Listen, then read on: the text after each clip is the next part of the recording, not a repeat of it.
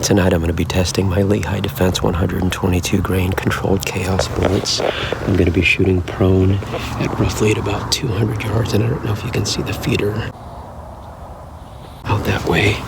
And just on the other side of this ridge, there's another feeder at about 100 yards in that direction.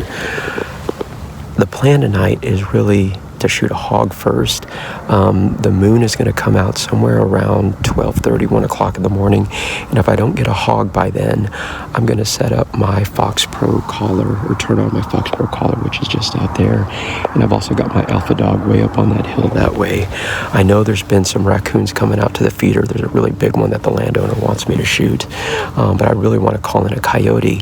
There's been a lot of guys asking for a bullet that will not over-penetrate a coyote so that they can harvest the pelt and sell those. I mean, down in the south, they're not worth that much, but I know up north, pelts really go for a lot. So hopefully this Lehigh controlled chaos bullet will be the one. 10 p.m., this very large raccoon showed up at the feeder. I positioned myself about 20 yards west to get a little higher off of the ground. Laying prone, I steadied myself, and I lined up for the shot. It was obvious that the 122 grain Lehigh Defense controlled chaos bullet made a good impact. Trying to find this raccoon. I know I hit that thing. I even used my thermal to scan around. Around midnight, 30 minutes before the moon was to come up, I turned on my Alpha Dog collar and, using my favorite winter call, the Territorial set.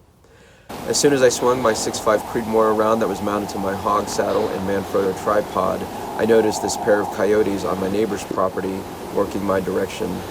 I don't have permission to hunt his property yet, and so I waited for the duo to come in, and we'll pick up the action from here.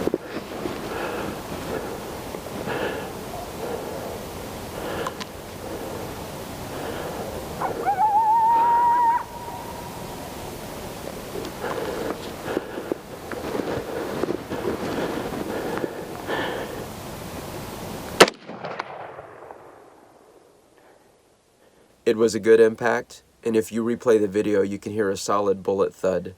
Since I was trying to preserve the hide, I did not take a follow-up shot.